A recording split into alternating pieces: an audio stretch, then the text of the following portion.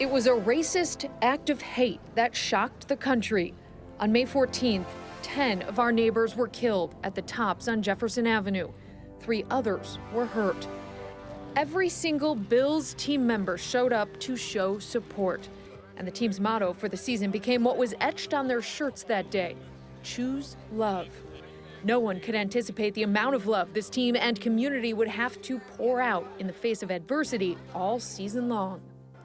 1 month after May 14th, on June 14th, the team's co-owner, Kim Pegula, suffered an unexpected health issue. After a short update later that month saying she was progressing well, we haven't seen or heard much from the team or Pegula family about how she's doing today.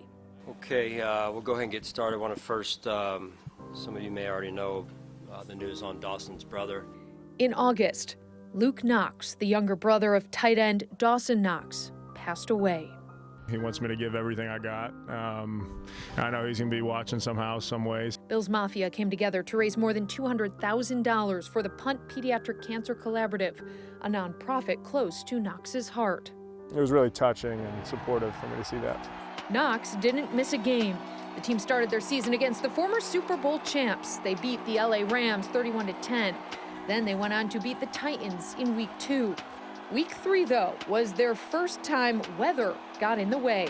In Miami, the Bills would lose after battling extremely high temperatures. The Dolphins had shade on their sidelines. The Bills did not. Went down here to win the game. We didn't get that done.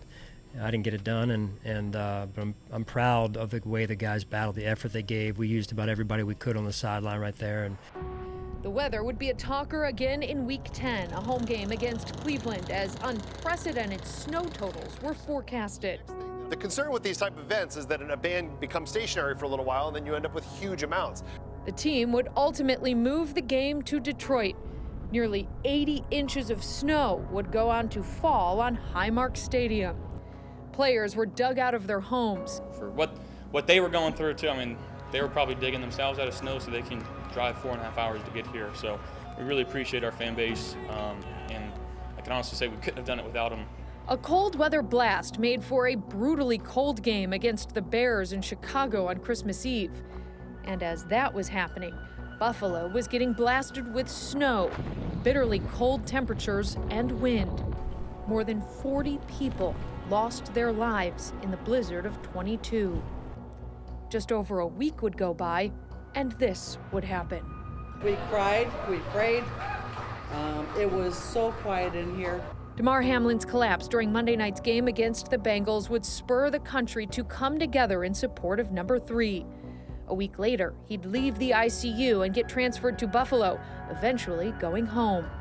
Hamlin's cardiac arrest was the worst injury we'd see on the field this season, but not the only one.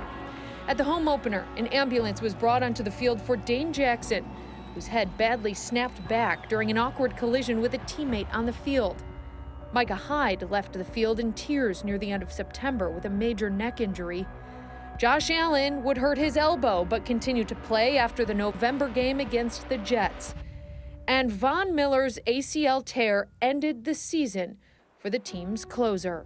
I could do this by myself, but to have a family and fans and teammates and so many people like support you and uplifting you, like I know for sure that I'd be able to get back to the same Von that I was, if not better.